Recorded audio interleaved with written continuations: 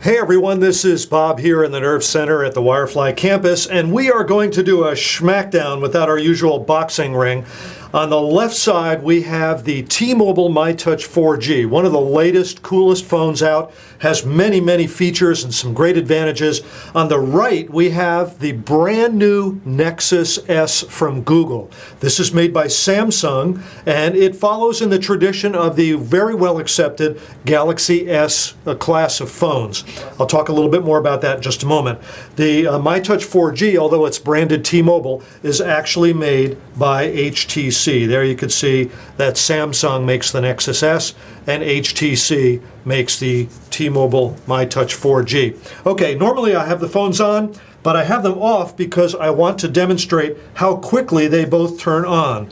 I'm going to push their on-off buttons at the same time, and we're going to see which one of them boots up first. So here we go. Okay, they're both starting to come on. And the myTouch 4G is ready to roll.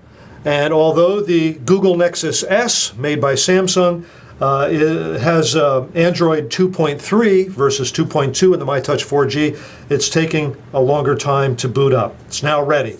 Now when you boot up your Nexus S, this is what you get. It's a blank canvas. There is no user interface that has been imposed on this phone from either the phone's maker, Samsung, or from Google. Google says, hey, we think Android 2.3 is all you need. So you get this blank canvas on your home screen.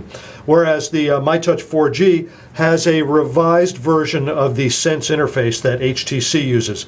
So I've got some stuff loaded here on the myTouch 4G. First, I want to do some physical comparisons between the two. Both of these phones have front-facing cameras, so you can do video chat with both of these phones. Both of these phones, of course, have rear cameras as well. They both have 5-megapixel cameras. They both have a single LED flash. The myTouch 4G has got a dedicated camera button that the Google Nexus S does not have. You can see how they're both shaped thickness-wise. They're about the same thickness-wise. And physical size, they're pretty darn close. Now the Nexus S has got a 4-inch diagonal screen. This is the famous Super AMOLED screen that the Galaxy S series of phones from Samsung have. Both of these are 480 by 800 pixels, and the myTouch 4G has got a 3.8-inch screen. So they're fairly close screen-wise. This is the Super AMOLED screen. This is an LCD screen. In my opinion, the AMOLED screen is the best screen that's out there. It really makes a beautiful display. You can see that the blacks on the Nexus S are in fact black, whereas here on the myTouch they're kind of a very dark gray. That's the difference between an LCD and a Super AMOLED screen. So this is a brighter screen, it'll pop out at you. Now the Nexus S that we got is unlocked, so it will work with both T-Mobile and at&t SIMs. However, when you pop an at&t SIM into it, which is what I have at the moment, it will only work at at&t's 2G speeds. It'll only work at their edge speeds. So we get a very strong signal from at&t here. However, we're only getting, as you notice, we're only getting, it says an E right there, we're only getting edge speeds.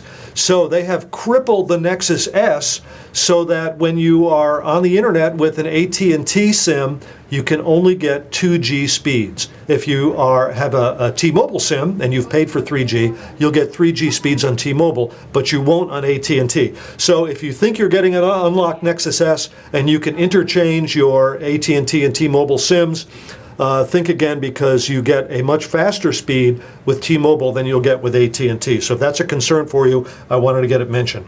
The myTouch 4G is locked to T-Mobile. However, it's called the myTouch 4G because it gets 4G speeds. It uses T-Mobile's HSPA Plus network, which has theoretical speeds as high as 14 megabits. Now, I haven't gotten 14 megabits on this phone, but I've gotten as high as 6 megabits of internet download speed on the myTouch 4G. You are never, ever going to get that on the Nexus S. Now, I have loaded the test called Quadrant. It's a processor test. I've loaded it on both of these phones. You can see it here and you can see it here. I downloaded it from the Android marketplace. It's fantastic. It's a free download. However, I've only gotten it to run successfully on the Nexus S once. I'm not sure why. The very first time I ran it, it gave me a result of 1,650 plus or minus a couple, which is a fantastic result. In my experience, the first result you get when you run Quadrant is the lowest result, and subsequently you get higher numbers, significantly higher, like it might be 200 points higher. So, however, ever since that first test, I've tried several times to run Quadrant, and it hasn't been able to run successfully on the Nexus S. It does run successfully on the myTouch 4G. So I'm going to go ahead and run Quadrant, and we're going to see what happens. I'm going to let the test run this time, and we're going to go through it, and we'll see what happens.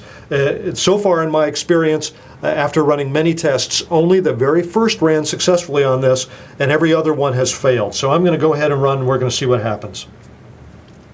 Typically, the Nexus S fails when it switches to the graphics portion of the test, and we will see if it does it again this time. Sometimes it fails on the 2D portion of the graphics test, other times it fails on the 3D graphics portion of the test, but it has failed every time except for the very first time.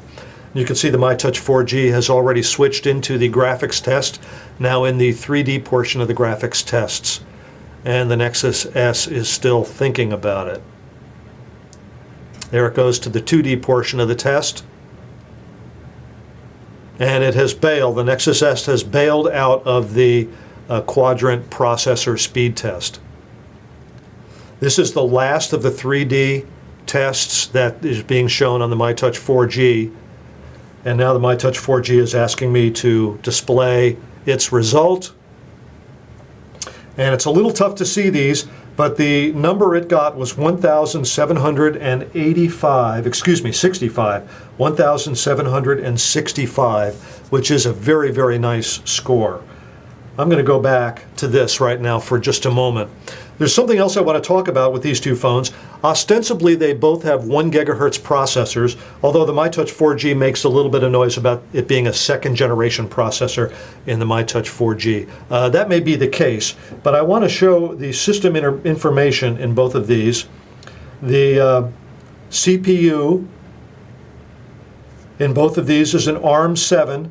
The myTouch 4G has a Rev 1 and the Nexus S has a Rev 2. This says the maximum frequency is 1,000 megahertz or 1 gigahertz. This says the maximum frequency is 1,024 megahertz, essentially 1 gigahertz. But the thing I want to talk about is the memory.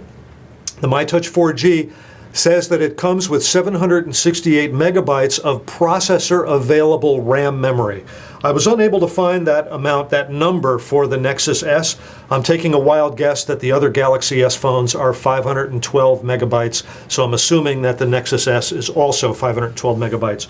But if you can see here, this says that the total memory available to the processor is, now that's 642 megabytes, whereas on the Nexus S, it's 354 megabytes.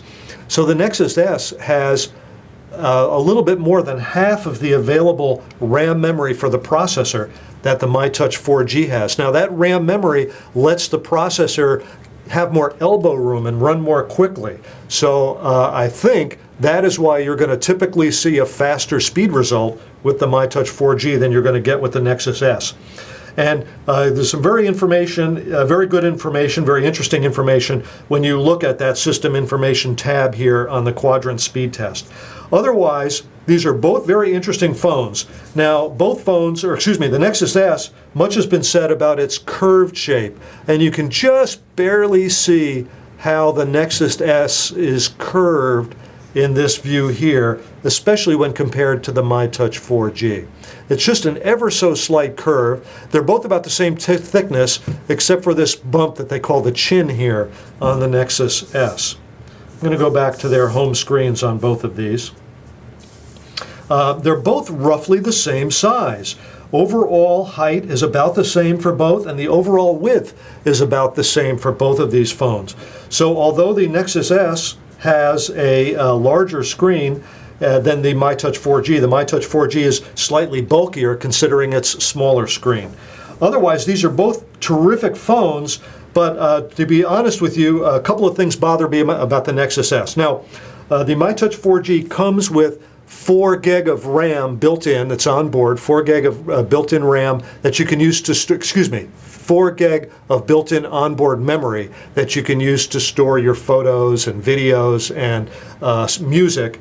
The Nexus S comes with 16 gig. However, the Nexus S, even if you open it up, does not have a slot for an external SD card, a micro SD card for more memory. There's no place for the memory on this phone. That's kind of annoying since all of the Galaxy S phones do in fact have such memory. Let's get the display going again there.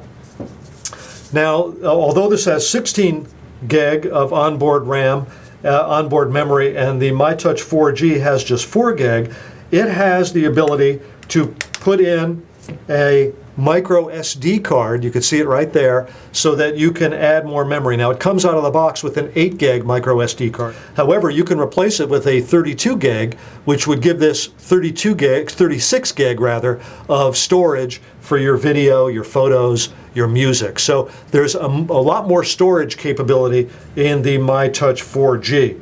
So that is a pretty quick look at both of these phones, 2 interesting phones that represent 2 different manufacturers and for a certain degree 2 different approaches to an Android phone.